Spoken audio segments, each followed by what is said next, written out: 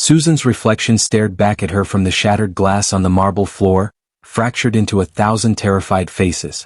Each shard caught the dim light from the hallway, creating a jagged constellation of her own broken image. She couldn't look away. The woman in those fragments was unrecognizable, one eye swollen nearly shut, lips split and already purpling, blonde hair matted with something dark, wet, and metallic smelling. Her ribs screamed with each shallow breath, a sharp, stabbing reminder of the physics of a human body meeting a mahogany desk. Before we dive deeper into this story, click the subscribe button and tell us where you are watching from in the comments section. If this story moves you, share it with someone who loves a good tale. Remember to subscribe and hit the notification bell so you never miss another story. Julian had been careful this time, methodical. It was the kind of care that came from years of practice, the calculated precision of a man who understood exactly how much pressure the human frame could take before it snapped, and exactly where to apply it so that no silk dress or expensive concealer could reveal the truth to the public. But something had shifted tonight. The mask of the distinguished Judge Mercer hadn't just slipped, it had dissolved entirely.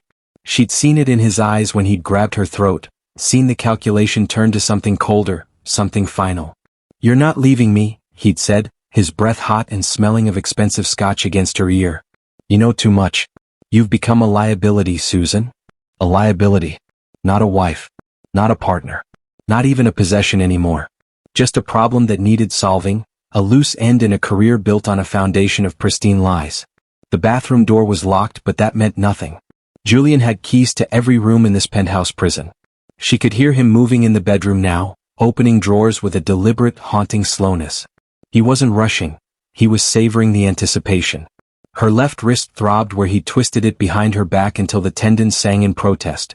The joint felt loose, disconnected, like a marionette with cut strings. Susan's phone lay on the cold tile beside her, the screen a spiderweb of cracks but still glowing with a faint, defiant light. Her fingers resembled trembling autumn leaves as she reached for it. David, her brother, 2 states away in Chicago, was the only person who'd ever questioned the suddenness of her marriage, the abandonment of her opera career, and the silence that had swallowed her life. She pulled up their last conversation from 3 months ago. His number swam in her vision as tears mixed with the blood running into her eyes. She had to get the message out before Julian returned. Before he finished what he'd started. "Please, I need help. He's going to kill me." 1247 Riverside Penthouse. "Please hurry." Her thumb hovered over the send button. This was the moment she'd been too terrified to reach for, the moment she admitted the perfect life was a blood-stained cage. She pressed send. The message disappeared into the digital void. Susan let the phone fall from her nerveless fingers and pressed her forehead against the cool tile, the chill a small mercy against her burning skin. All she could do now was wait and pray that David would see it, that Julian wouldn't break down the door first, and that she hadn't waited too long to be saved. The phone buzzed against the floor, a vibration that felt like a heartbeat. Her heart lurched. "David. Thank God, David." She grabbed the device, squinting at the screen through the haze of her blurred vision. "Stay quiet. Lock the bathroom door if you haven't already. I'm 5 minutes away and I'm bringing hell with me." Susan's blood turned to ice water. That wasn't David's voice, not the gentle, worried tone of her brother. This was clipped, commanding, and absolutely certain. She looked at the number with growing horror. 1 digit. The last digit was a 7 instead of an 8. "Oh God. What have I done?" Another buzz. "Don't open the door for anyone until you hear 3 knocks, pause, then 2. Do you understand?" Her fingers shook so violently she could barely type. "Who is this? I texted the wrong number. I'm sorry." The response came with the speed of a predator. "I know exactly who you texted. And I know who lives at 1247 Riverside Penthouse. Your husband is Judge Julian Mercer, correct? How did a stranger know Julian? How did they know her address?" Fear, thick and suffocating, clouded her mind. Was this one of Julian's associates? A professional fixer sent to clean up the liability? She was about to respond when she heard it, Julian's footsteps, heavy and deliberate, approaching the door. "Susan." His voice was calm now, which was infinitely worse than the rage. "Open the door. We need to talk about this like adults." She pressed herself against the far wall, as far from the door as the small space allowed. "I know you're scared," Julian continued, his tone turning saccharine. "But you're not thinking clearly. You hit your head. Let me get you to a doctor. Let me help you." The phone buzzed again. "Is he outside the door?" "Yes," she typed frantically. 4 minutes. Keep him talking. Keep him talking? This mysterious stranger wanted her to engage with the man who was planning her accidental death. But what choice did she have? David was hundreds of miles away. "Julian," she called out, her voice cracking. "I need a minute. Please." "You've had your minute, darling. Open the door. I'm bleeding. I need to clean up first." She heard him sigh, the sound of him leaning against the doorframe. "You're making this harder than it needs to be. You know I love you. Everything I do for us. Their future. The one where she was a memory and he was a wealthy widower." Susan had seen the life insurance policy, $5 million. A motive as old as time. The phone lit up again. 3 minutes. "There's a black SUV pulling up. That's me. Your husband's security detail will try to stop us at the lobby. They won't succeed." Who was this person? A sound split the air, loud, sharp, coming from below. Shouting. The distinctive crack of gunfire, muffled by the penthouse's soundproofing but unmistakable. "Susan." Julian's voice lost its calm. He was at the door now, pounding with a fist that had the weight of a gavel. "Susan, open this goddamn door right now." Her phone buzzed. 2 minutes. "Whatever you hear, stay inside. Lock the door." Julian had installed heavy deadbolts on every door, his way of controlling her movements. She'd hated them. Now she blessed them. Susan crawled across the tile and through the bolt. Julian heard it. "You stupid bitch. Do you have any idea what you've done?" The sounds from the hallway were getting closer. Heavier footfalls. The organized rhythm of trained operatives. "Sir, get back," one of Julian's guards shouted. Then chaos. Real, deafening gunfire. Men shouting in a language she didn't recognize. Something heavy hit the floor. Julian was screaming orders, his voice climbing into a panicked register. 3 knocks. Susan's heart stopped. Pause. 2 knocks. The door was the only thing between her and the unknown. Every instinct told her to hide. But staying invisible had nearly killed her. With shaking hands, Susan reached for the deadbolt. The man standing in her bedroom wasn't what Susan expected. She'd braced for someone brutal, a mercenary with a scarred face. But one Kim carried violence as an accessory to an impeccable presentation. Tailored black suit, dark eyes that cataloged her injuries in seconds. He looked like he'd stepped out of a boardroom, not a firefight, despite the blood on his sleeve. "Susan Mercer," he said. Not a question. She couldn't speak. Behind one, she saw Julian on his knees, zip-tied, blood streaming from his nose. 3 men in tactical gear stood over him. The great Judge Mercer was reduced to a prisoner. "Who are you?" Susan managed. "Someone with a vested interest in your husband's downfall," one replied. He stepped into the bathroom, approaching her like a wounded animal. He pulled out a phone and snapped a photo of her face. "Evidence," he explained. "Can you walk?" I don't know." "Try." Susan used the wall to pull herself upright. Her legs held, though her ribs flared with agony. "Good enough." One turned. "Jehun, bring the car. Min, secure the judge in the study. Gently, we need him intact." Julian was shouting now. "Do you know who I am? I'll have you arrested." One didn't even turn around. He made a small gesture, and Min struck Julian across the face. The judge fell silent. "Your Honor," one said conversationally, "I know about the offshore accounts. I know about the Nakamura case. I know about the bribes. And I know you've been skimming from my shipments for 8 months." Julian's face was drained of color. "So when your wife accidentally texted me," one continued, "asking for rescue from the man stealing from me, I saw an opportunity for efficiency. 2 problems, 1 solution." He looked back at Susan. "We need to leave before the police arrive." "The police?" Susan's mind was spinning. "You just shot your way in here." "No," one said with absolute certainty. "Your husband's security will tell the story I instruct them to tell. The police will find evidence of a domestic disturbance and nothing more. Julian's reputation will take a hit, but there won't be enough to prosecute." "Not yet." "Then why?" "Because I don't want him prosecuted.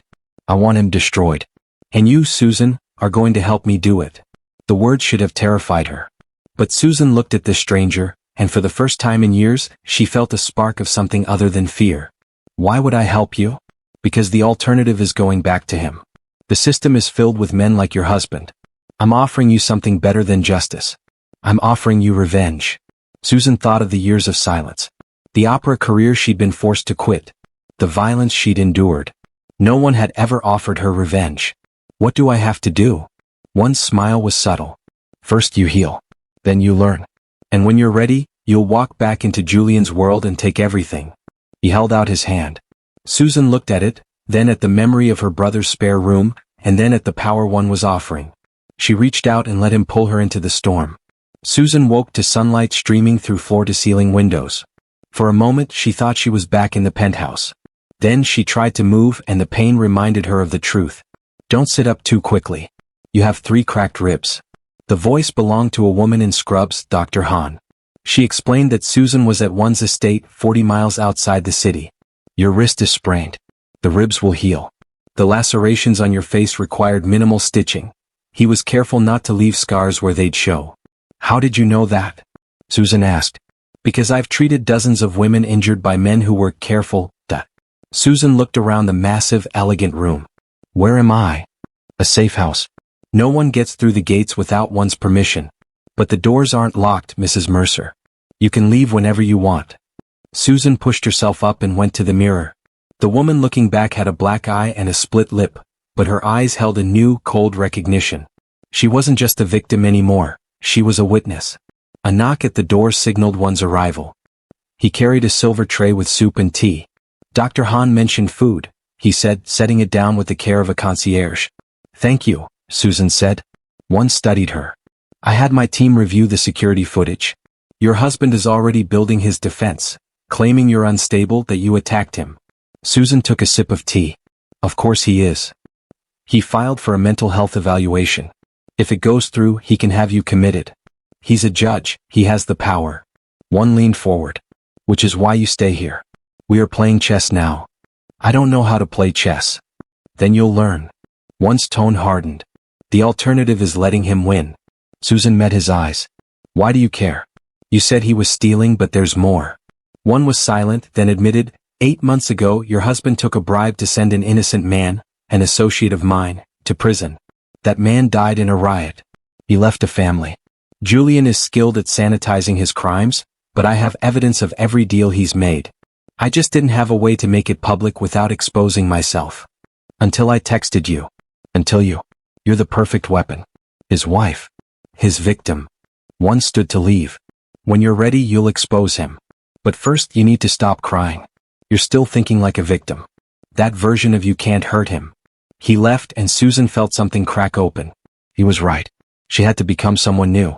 The television in one study showed Julian at a podium, looking concerned and heroic. My wife has been struggling with mental health, Julian told the cameras, his voice breaking perfectly. Susan, if you're watching, please come home. I love you. One muted the screen. He's good. Susan stood with fading bruises. They believe him. Of course. But look at this. One handed her a tablet. It contained years of evidence. Bribes, suppressed domestic violence cases, photos of Julian with criminals. If I release this, he'll call it a fabrication. But if you present it, the world will listen. But they think I'm unstable. Which is why we wait. We craft the narrative. You escaped, you hid because you were afraid of his connections, and you gathered evidence. One began pacing. There's a gala in 6 weeks for victims of domestic violence. Julian is the guest of honor. The irony was sickening. You want me to confront him there? I want you to destroy him there. I want you to walk in on my arm and make him understand you aren't his property. One moved closer. The training won't be gentle. It's weaponization. Are you serious about this? Susan looked at the screen where Julian was still playing the hero. Teach me, she said. Teach me everything. One's smile was sharp.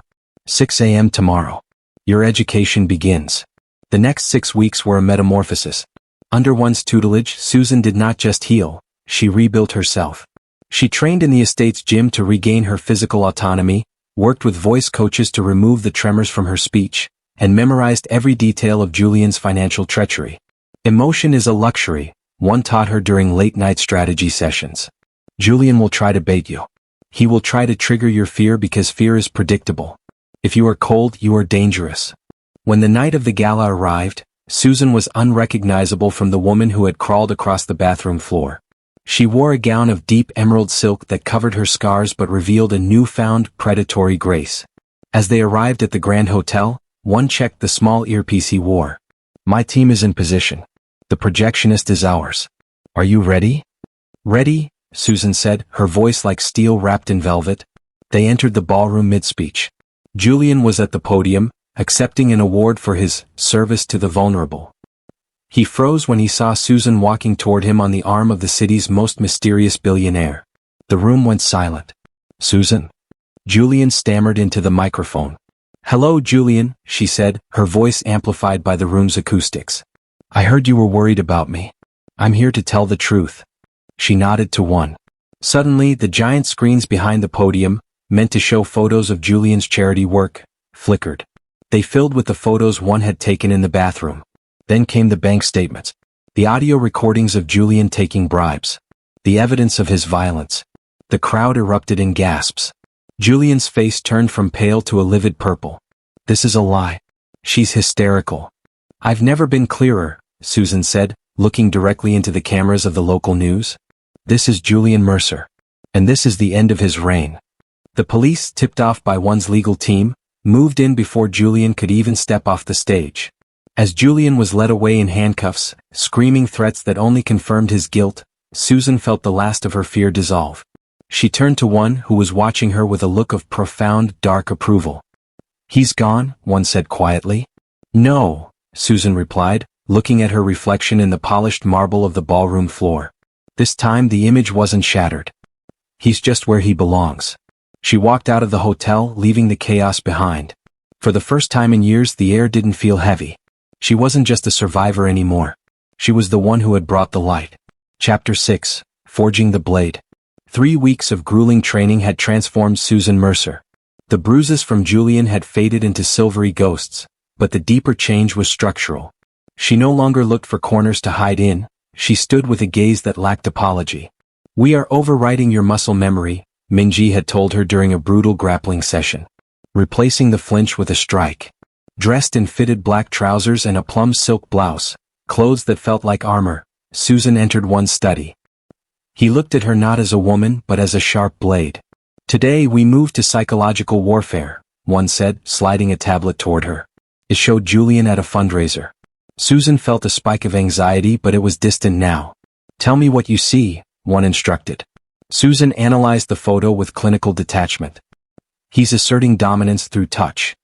He's controlling the pace of the room. And what does he see when he looks at you?" "Property," Susan replied. "An accessory." "No," one corrected. "He fears the moment you stop being afraid. Fear is the foundation of his power.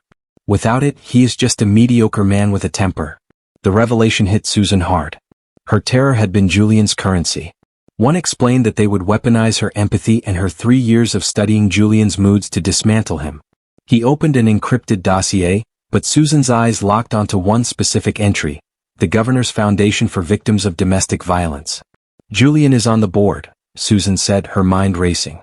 "He uses the foundation as a filter. He personally reviews legal aid applications and denies any case involving his political allies.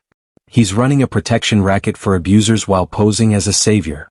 One's expression turned lethal. "Can you prove it?" "He keeps physical files in a biometric safe behind a portrait in the penthouse," Susan said. "He's paranoid about digital footprints." "My team can bypass that safe," one said, already typing on his phone. "But if we break in, you'll be implicated in a felony. This is a point of no return." "I was implicated the day I married him," Susan countered. "At least now I'm choosing my crimes." Julian had a speaking engagement that night, providing a 3-hour window. When one argued that his team should go alone, Susan stood her ground. "I know that house. I know where the special files are hidden. I won't sit in a van while you reclaim my life." One studied her, a flicker of genuine respect crossing his face. "You're becoming dangerous, Susan. I like it. But follow my lead. This is total war." Susan smiled, a cold, sharp expression. "Good. I've had enough of peace." The heist had been a masterclass in precision. Returning to that penthouse, the marble floors where she had been thrown, the kitchen where she had walked on eggshells, should have triggered a breakdown. Instead, Susan felt a chilling sense of ownership. She wasn't a prisoner anymore, she was an auditor. They had extracted 17 files.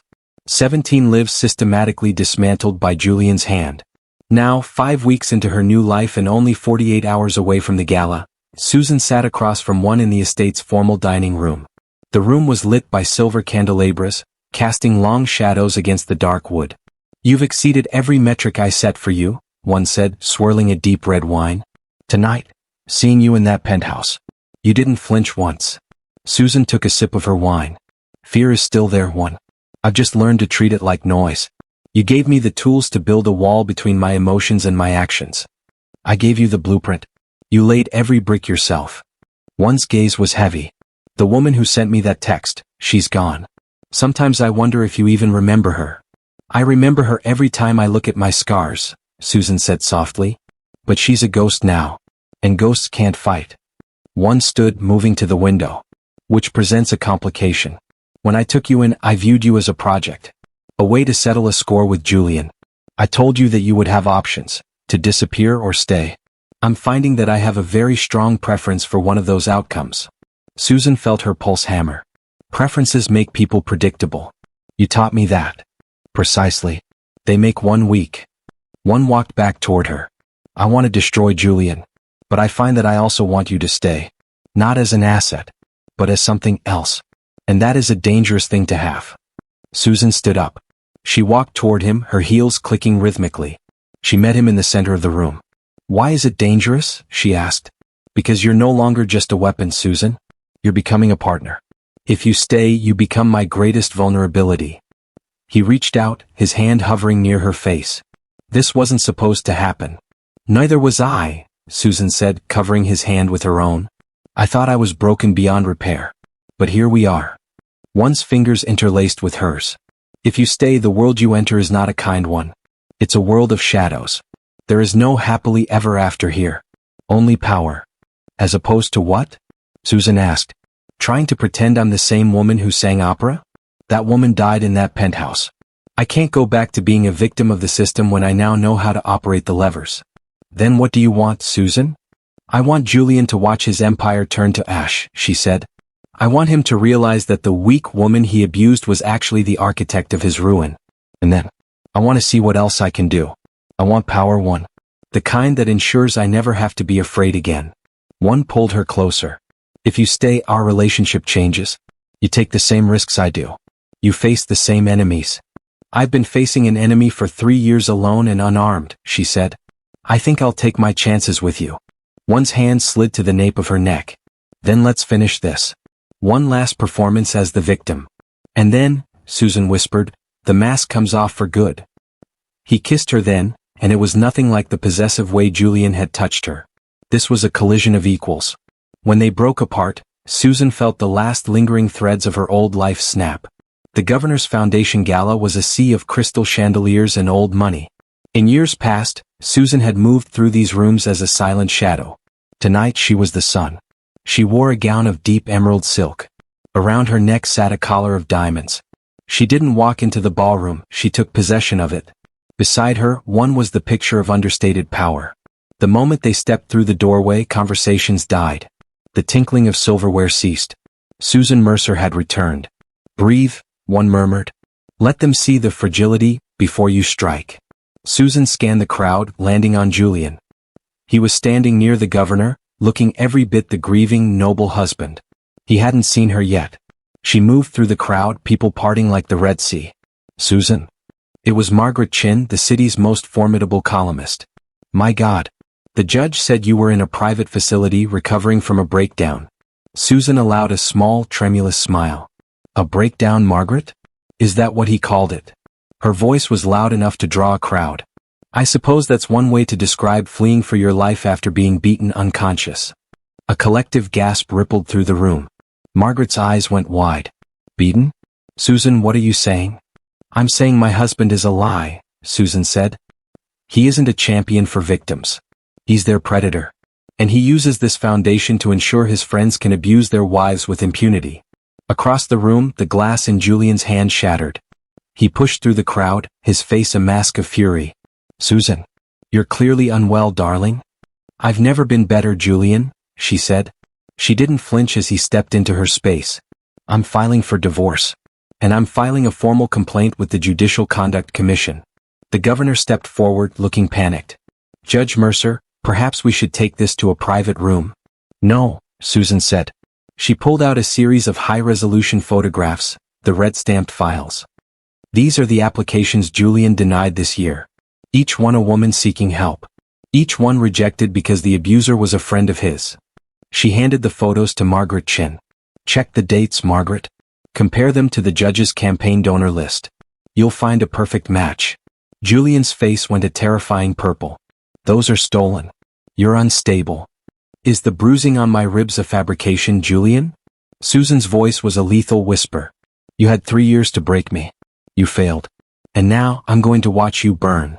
Julian tried to reach for her arm, but one was there, catching Julian's wrist in a grip that made him gasp. I wouldn't, one said. The cameras are watching, Judge. The governor's security moved in, escorting Julian out as the crowd began to hiss, a sound more beautiful than any opera. Susan stood in the center of the ballroom, and for the first time she felt entirely whole. The VIP room at the Meridian was a sanctuary of leather and mahogany. Tonight it was a courtroom.